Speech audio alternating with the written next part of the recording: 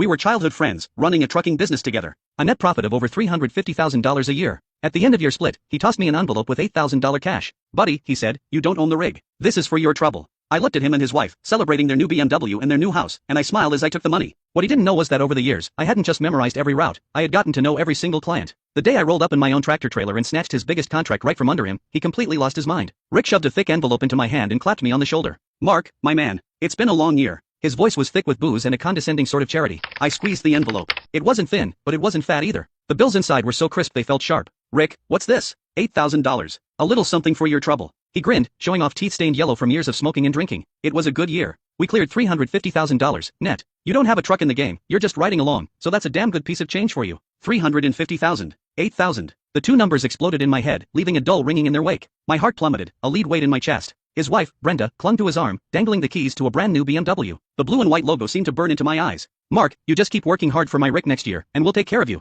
Her hand, with its fire engine red nails, fished a set of house keys from her purse. She tapped them against the floor plan of their new home. This one's 1,800 square feet. We close next week. You'll have to come to the housewarming. I watched the raw, unfiltered happiness and pride spilling off them. I felt like a ghost at their feast, a complete and utter joke. I forced the corners of my mouth into a smile that felt like cracking plaster. Thanks, Rick. Thanks, Brenda. I stuffed the $8,000 into my pocket. My hands were steady, but my fingernails were digging so deep into my palms I thought I might draw blood. The dinner was at the nicest steakhouse in town. The private room was stuffy with heat, and the food on the table was arranged like art. I had zero appetite. My mind drifted back to the endless days and nights on the road. The summers, when the cab was a steambox with no AC, and I had to chug lukewarm water and pinch my own thigh just to stay awake. The winters, when we were snowed in on some godforsaken mountain pass, gnawing on frozen sandwiches for 2 straight days. I once drove for 3 days straight to make a rush delivery, my eyes so bloodshot the whole world seemed to shimmer and shake. And where was Rick during all of that? He was at home, tucked into his warm bed, AC blasting, making the occasional phone call to manage me remotely. Mark, keep an eye on that load. Can't have any issues. Mark, schmooze the guys at the dock. Get them to move faster. Mark, the client needs a little something extra, you know what to do. I was the one who had to know what to do. I was the one who had to keep an eye on things.